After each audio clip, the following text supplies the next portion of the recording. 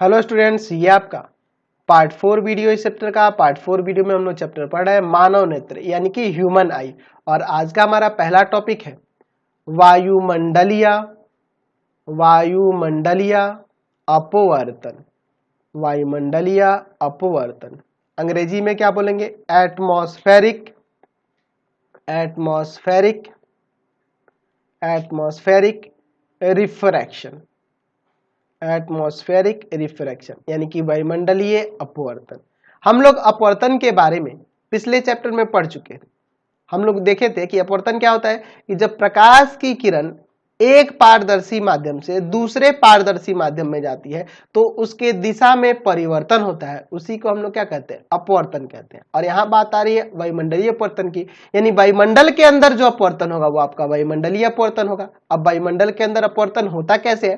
तो देखिए, वायुमंडल में हमें पता है कि वायु है जो बहुत सारे गैसों से बना हुआ है, गैसों का मिश्रण है, धूल कण है, जलवाष्प है और साथ ही हम ये भी जानते हैं कि हमारे वायुमंडल का जो तापमान हर एक स्थान पर एक जैसा नहीं होता है, तापमान अलग अलग होते हैं। तो जब सूर्य का प्रकाश हमारे वायुमंडल में प्रवेश करता है तो हमें क्या मिलता है यहाँ पे? तो तापमान भिन्न भिन्न होने के कारण यह जो किरणें आ रही हैं इनका अपवर्तन होता है। वह अपवर्तन वायु से, धूल कण से, जलवाष्प आदि इन सब के कारण होता है और तापमान भिन्न भिन्न होने के कारण भी होता है। तापमान अलग अलग होगा तो जाहिर सी बात है यहाँ पे भी रेयर डेंसर मीडियम हो जाएंगे, यानी कि कहने का मतलब सघन और विरल माध्यम बनेंगे जिसके कारण इन किरणों का अपवर्तन होगा। और इसी को हम लोग क्या कहते हैं? वायुमंडलीय अपवर्तन कहते हैं। यानी कि हम यहाँ कह सकते हैं, ऐसे परिभाषा में दे सकते हैं कि वायुमंडल में स्थित वायु, धूल कण, जलवाष्प आदि से सूर्य के प्रकाश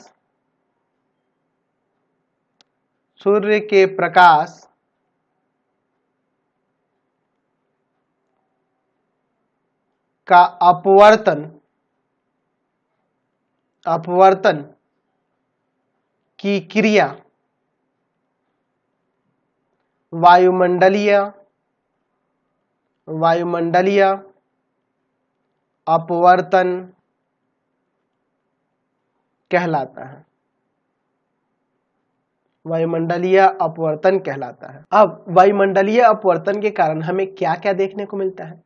तो जो हम लोग तारे देखते हैं टिमटिमा रहे हैं, हम लोग देखते हैं ना आकाश में रात में जो तारे होते हैं टिमटिमाते हुए नजर आते हैं, ठीक है।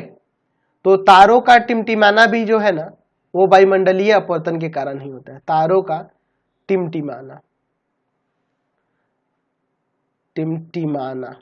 तो तारों के टिमटिमाने की जो घटना होती है वह वायुमंडलीय अपवर्तन के कारण होती है। अच्छा, और क्या हो सकता है? तो सूर्योदय और सूर्यास्त का जो समय होता है, सूर्योदय तथा सूर्यास्त का आभासी समय। एक्चुअल में होता क्या है ना कि सूरज उगने से पहले ही, सूरज है ना उगने से पहले ही 2 मिनट पहले ही हमें दिखाई देने लगता है और डूबने के 2 मिनट बाद तक हमें दिखाई देता है। तो वो आभासी समय हुआ। तो उसी आभासी समय की बात करेंगे तो आभासी समय क्यों हमें पहले ही क्यों प्रतीत आने लगता है? उगने से 2 मिनट पहले ही क्यों प्रतीत होने लगता है या डूबने के 2 मिनट बाद तक क्यों प्रतीत होता है? तो ये भी आपके वायुमंडलीय अपवर्तन के कारण ही होने वाली घटना है। तो अब हम लोग इन दोनों घटनाओं के बारे में एक एक करके पढ़ते हैं। चलिए पहली घटना देखते हैं, प्रकाश के वायुमंडलीय अपवर्तन के कारण होने वाली। चलिए तो देखते हैं। पहला है तारों का टिमटिमाना।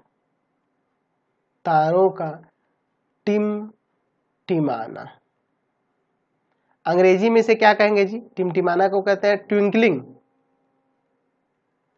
Twinkling of stars. तो कैसे तारे टिमटिमाते हैं, चलिए इस चीज को समझते हैं। चलिए मैं इसके लिए मैं क्या कर लेता हूं, ये आपकी धरती हो गई, ठीक है, और ये मेरा वायुमंडल हो गया, ये हमारा वायुमंडल हो गया, ये मान लेते हैं। तारे हमसे बहुत दूर होते हैं, ये तो आपको पता है, स्टार्स हमसे बहुत दूर होते हैं, ठीक है। अब देखिए, अब आपका सूर्य भी एक तारा ही है, जान लीजिए सूर्य भी क्या है, एक तारा ही है, लेकिन वो तारों के अपेक्षा बहुत ही नजदीक है, जिसके कारण ये हमें टिमटिमाता हुआ नजर नहीं आता है। लेकिन तारे जो हैं बहुत दूर होने के कारण टिमटिमाते हुए नजर आते हैं। अब ये क्यों टिमटिमाते हैं? अब देखिए, तारों से जो प्रकाश की किरणें निकलती हैं वह कहां आती है, हमारे वायुमंडल में प्रवेश करेंगी। तो जब ये वायुमंडल में प्रवेश करेगी, तो मैंने आपको पहले ही बताया है कि वायुमंडल के अंदर तापमान हर एक जगह एक जैसा नहीं होता है, तापमान हमेशा एक जैसा नहीं रहता है, और स्थान बदलने से भी तापमान बदलता है, ठीक है। कहीं ठंड हवा है, कहीं गर्म हवा है, ऐसे बहते रहते हैं। तो हमें पता है कि जो ठंडा हवा होता है उसका अपवर्तनांक गर्म हवा के अपेक्षा कम होगा, गर्म हवा के अपेक्षा कम होगा, क्योंकि ठंडा हवा क्या होगा, आपका सघन माध्यम हो जाएगा, और गर्म हवा विरल माध्यम होगा, समझे ना। तो ये किरणें ऐसे ही अपवर्तनांक घटने बढ़ने के कारण, जाहिर सी बात है, जब ये किरणें क्या होंगी, अपवर्तित होंगी वायुमंडल के अंदर, इस अपवर्तित होंगी यानी इधर उधर मुड़ेंगी, लगातार अपवर्तित होंगी, क्योंकि वायुमंडल हमारा बहुत बड़ा ना हो गया जी, इसमें अलग है ना, अलग भिन्न भिन्न स्थानों पे अलग अलग तापमान मिलेगा, जिसके कारण ये लगातार अलग अलग मुड़ती जाएंगी। और कभी कभी क्या होता है कि वायुमंडल में एकाएक परिवर्तन होता है, तापमान में एकाएक परिवर्तन होता है, धरती तल से आप ऊपर जाओगे तो एकाएक परिवर्तन होता है, तो जिसके कारण कभी कभी ये किरणें अधिक विचलित होती हैं, है ना। यानी कहने का मतलब यह है, कभी कभी क्या होगा कि थोड़ा सा भाग, इन किरणों का थोड़ा सा भाग, यहाँ पे अगर कोई प्रेक्षक है, यानी कहने का मतलब कोई व्यक्ति खड़ा है, तो उसका थोड़ा सा भाग इसको दिखाई देगा, और कभी कभी पूरी ही पूर्णता आ जाएंगी, कभी अंशता आएंगी, कभी पूर्णता आएंगी, कभी अंशता आएंगी, जिसके कारण से लगेगा कि ये तारे टिमटिमा रहे हैं। तो हम लोग इसके बारे में पूरा अच्छे तरीके से कहानी लिख सकते हैं, इस तरह से बनाकर, जो जो मैंने आपको बताया। तो हम लोग यहां लिख देते हैं कि पृथ्वी का वायुमंडल, पृथ्वी का वायुमंडल का ताप हमेशा एक जैसा नहीं रहता है।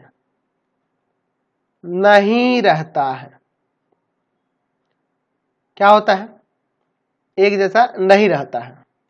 हम जानते हैं कि ठंडी हवा का अपवर्तनांक गर्म हवा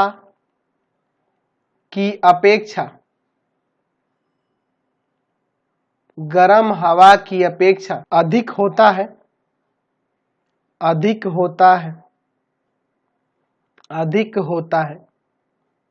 या हम ऐसे भी लिख सकते थे कि ठंडी हवा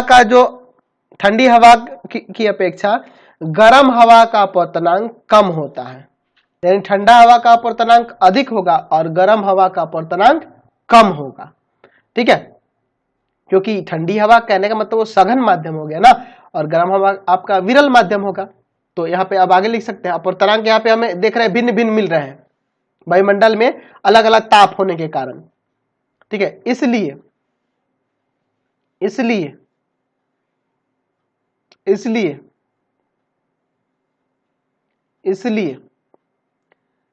तारों से प्रेक्षक तक पहुंचने वाली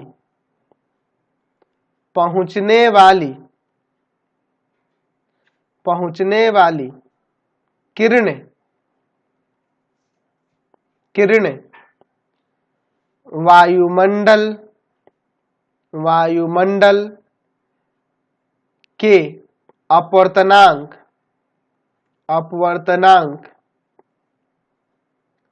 में होने वाले अपवर्तनांक में होने वाले परिवर्तनों अलग अलग स्थान पर अलग अलग अपवर्तनांक होंगे, तो जिसके कारण अपवर्तनांक में होने वाले परिवर्तनों के कारण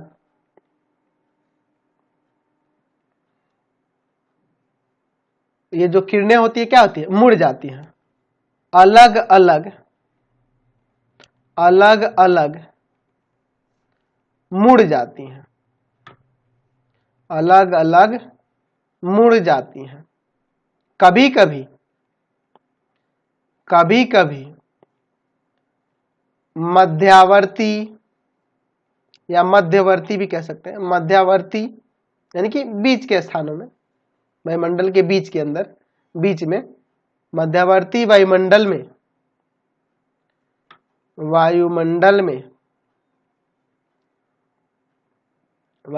में एकाएक परिवर्तन के कारण किरणें एक ही ओर अधिक विचलित हो जाती हैं, जिससे प्रकाश प्रेक्षक तक, यानी कि जो व्यक्ति देख रहा है उस तक, प्रेक्षक, जिससे प्रकाश प्रेक्षक से थोड़े समय के लिए अंशतः या पूर्णतः कट जाता है।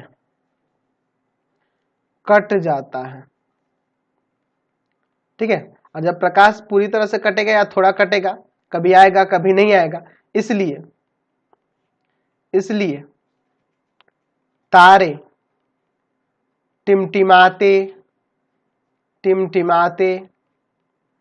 नजर आते हैं। समझ गए? अच्छा, कभी आपने यह सोचा है कि चलो भाई तारे तो टिमटिमाते नजर आते हैं, लेकिन हमारे सौरमंडल में जो ग्रह है, या मैं अपने चंद्रमा की बात करूं, ये क्यों नहीं टिमटिमाता नजर आता है? क्योंकि ये बहुत ही नजदीक होता है, जिसके कारण इसमें वायुमंडलीय अपवर्तन ना के बराबर होता है इनकी किरणों का। इस कारण से ही हमें ये टिमटिमाते नजर नहीं आते हैं। तो दूसरी घटना थी वायुमंडलीय अपवर्तन के कारण होने वाली, उसको देख लेते हैं। सेकंड नंबर जो घटना थी, सूर्योदय तथा सूर्यास्त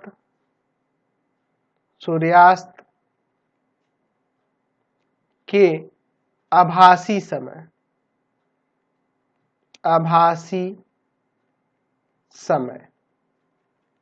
ठीक है, अब देखिए ये कैसे मैंने अभी आपको बताया था कि सूर्योदय और सूर्यास्त के समय क्या होता है कि सूर्य उगने से पहले ही 2 मिनट पहले ही दिखाई देने लगता है और डूबने के 2 मिनट बाद तक दिखाई देता है। अब ऐसा क्यों होता है, इसको समझते हैं। हम मान लेते हैं कि यह हमारा पृथ्वी हो गया, ठीक है, और यहां हम लोग अपना वायुमंडल ले लेते हैं। ठीक है, अब देखिए सूर्य सुबह निकलता है, आप सुबह में देखते होंगे सूर्य दिखाई देता है ना, वह धीरे धीरे चल के सूर्यास्त के समय तक हम लोग देखते हैं उसको। तो एक्चुअल में होता क्या है, ये हम लोग यहाँ पे पृथ्वी का एक क्षितिज ले लेते हैं। ठीक है, अब ये कहोगे कि सर ये क्षितिज क्या है, तो पृथ्वी के सतह से, है ना, एकदम एक सीधी रेखा खींची जाए, एक इस तरह से सीधी रेखा खींची जाए, है ना, हमारे जो आप जहां पे खड़े हो वहां से आप एक सीधी रेखा खींचो, तो वो जो होगा वही आपका क्या होगा, क्षितिज होगा। ठीक है, आप जहां खड़े हो उस धरती तल से आप एक सीधी रेखा खींचो, ठीक है, यही आपकी क्या कहलाएगी, क्षितिज कहलाएगी। अब देखिए ये आपकी क्या कहलाएगी, क्षितिज कहलाएगी। अब देखो जब सूर्य जो होता है सूर्योदय से पहले ही, यानी सूर्य निकलने से पहले ही 2 मिनट पहले ही ये हमको दिखाई देने लगता है। एक्चुअल में ऐसा क्यों होता है, तो हमें पता है कि पृथ्वी के चारों तरफ जो है वायुमंडल है, और हम यह जानते हैं कि पृथ्वी तल से आप जितना ऊपर जाते जाओगे वायुमंडल का घनत्व कम होते जाता है, कम होते जाता है। तो हमें यह भी पता है कि जब सूर्य की किरणें निर्वात से जब वायुमंडल में प्रवेश करेंगी, ठीक है, निर्वात से जब वायु में प्रवेश करेंगे तो उनके अंदर अपवर्तन होगा, उनकी किरणें अपवर्तित होंगी। तो यह अपवर्तन जो होता है, प्रकाश की किरणों का जो अपवर्तन होता है वायुमंडल के अंदर, यह सबसे महत्तम तब होता है जब सूर्य जो होता है क्षितिज के आसपास रहता है, उस समय अपवर्तन अधिक होता है, सबसे अधिक अपवर्तन होता है। अब क्षितिज के आसपास रहने से क्यों अपवर्तन अधिक होगा, तो क्षितिज के आसपास रहेगा ना, तो यहां से देखो पृथ्वी की दूरी बहुत ज्यादा हो जाएगी, और यहाँ पे पृथ्वी की दूरी क्या होती है, कम होती है। तो यहाँ पर वायुमंडल का जो घनत्व होगा अधिक होगा, और इसमें इसमें हमें बहुत मात्रा में यहाँ पे आपके वायु होंगे, धूल कण होंगे, जलवाष्प होंगे, यानी कि यहाँ पे हमें अधिक अपवर्तन देखने को मिलेगा, अधिक किरणों का अपवर्तन देखने को मिलेगा, प्रकाश की किरणों का अधिक अपवर्तन होगा, जिसके कारण से क्या होता है कि यह क्षितिज के नीचे ही रहता है ना, तो हमें यह दिखाई देने लगता है। ठीक है, ये क्षितिज के नीचे भी होगा तो यहां से किरणें अपवर्तन के कारण क्या होंगी, हमारा इसका प्रतिबिंब जो होगा थोड़ा सा ऊपर क्षितिज के ऊपर हमें दिखाई देने लगेगा। वास्तव में ये है क्षितिज के नीचे, लेकिन ये वायुमंडलीय अपवर्तन के कारण हमें लगेगा कि सूर्य यहाँ पे है, मतलब उसका आभासी स्थान होगा, वास्तव में वो वहां नहीं होता है, इसका आभासी स्थान है। वास्तव में सूर्य हमारा क्षितिज के नीचे ही है, लेकिन ये प्रकाश के किरणों के अपवर्तन के कारण ही, अपवर्तन के कारण हमें यहाँ पर दिखाई देने लगता है। और क्यों अपवर्तन यहाँ अधिक होता है क्षितिज के नीचे, क्योंकि सूर्य से पृथ्वी की दूरी बहुत ज्यादा रहती है उस समय पे, देख रहे हैं ना, और इसके कारण यहाँ पे अपवर्तन अधिक होगा, यहाँ पे दूरी देखो कम हो रही है, जिसके कारण अपवर्तन कम होता है। तो इसलिए हम लोग यहाँ पे लिख सकते हैं, पूरी जो कहानी मैंने आपको बताई है उसको किस तरह से लिखेंगे कि पृथ्वी के चारों ओर वायुमंडल है, वायुमंडल है, पृथ्वी तल से ज्यों-ज्यों हम ऊपर जाते हैं या ऊपर बढ़ते हैं, वायुमंडल या वायुमंडलीय घनत्व, वायुमंडल का घनत्व भी लिख सकते हैं या वायुमंडलीय घनत्व भी लिख सकते थे, वायुमंडल का घनत्व घटता है जब सूर्य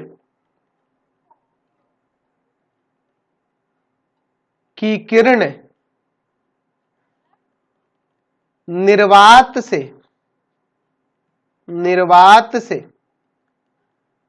वायुमंडल में प्रवेश करती हैं तो किरणें अपवर्तित होती हैं,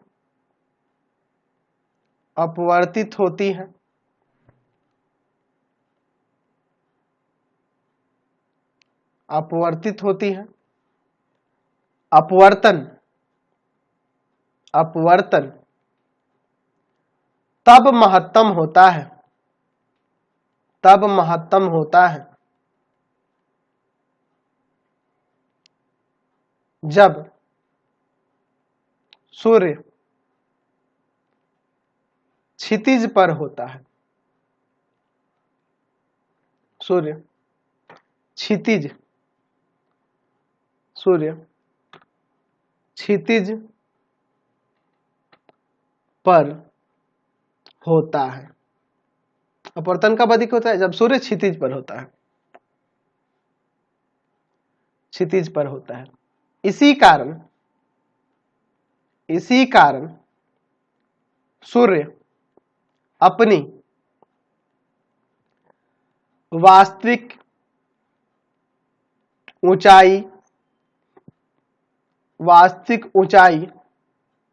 से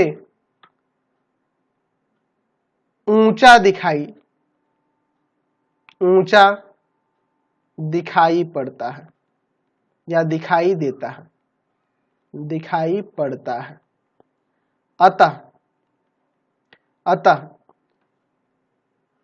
सूर्य उस समय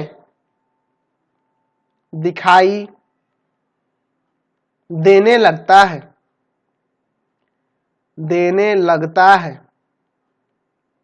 जब वह अपने क्षितिज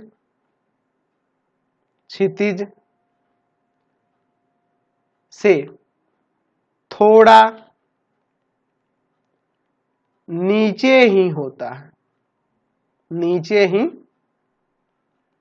है, इसी प्रकार सूर्यास्त की बात करेंगे। ये तो सूर्योदय का हो गया।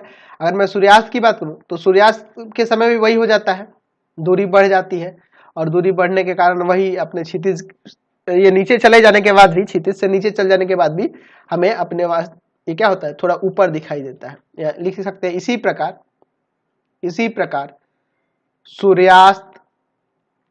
सूर्यास्त के समय सूर्य क्षितिज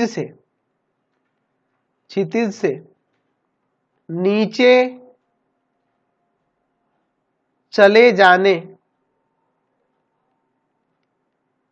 जाने के कुछ समय बाद तक दिखाई देता है।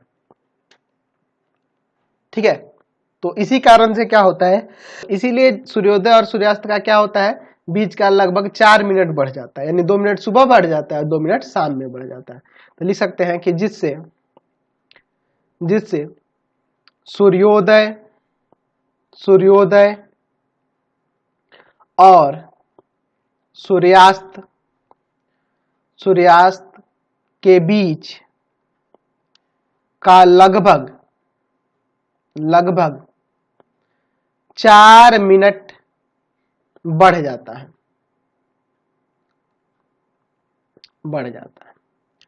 ठीक है, तो ये हमने देख लिया वायुमंडलीय अपवर्तन क्या होता है और वायुमंडलीय अपवर्तन के कारण कौन कौन सी घटनाएं होती है, उन घटनाओं के बारे में भी हम लोग देख लिए।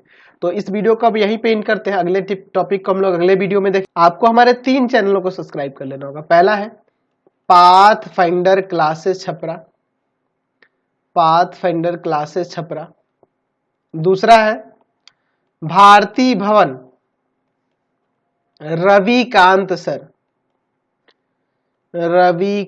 सर, और तीसरा चैनल है रविकांत सर के नाम से। तीनों चैनल को सब्सक्राइब कर लेंगे। इससे रिलेटेड वीडियो के लिए सीधे डिस्क्रिप्शन में जाएंगे और इससे रिलेटेड नोट्स के लिए गूगल पे जाकर सर्च करेंगे www.ravikantsir.in और यहाँ पर जाकर आप सभी क्लासेस के नोट्स और उनके पीडीएफ को डाउनलोड कर सकते हैं और पढ़ भी सकते हैं। जितना भी मैं आपको चैप्टर्स पढ़ा रहा हूँ सबके नोट्स वहाँ पे पीडीएफ के रूप में अवेलेबल है, सबको डाउनलोड कर सकते हो, सबको आप वहाँ जाके पढ़ सकते हो।